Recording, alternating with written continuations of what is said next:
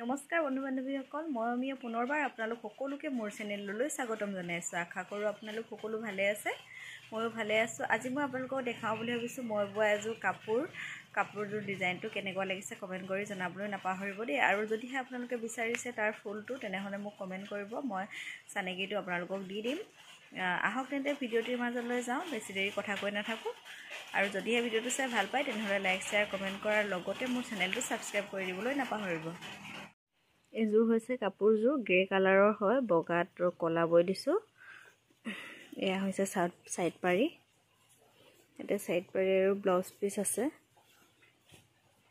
যিহেতু নিজে কৰিছোঁ ধৰিবলৈ অসুবিধা হৈছে, ৰ'ব দেই। এইকেইটা হৈছে চাদৰৰ চাইড পাৰি, লাইটটো। তাৰপিছত এইটো হৈছে ব্লাউজৰ ব্লাউজ পিচটো উকা থাকিব। আৰু এইখন হৈছে মেখেলাখন,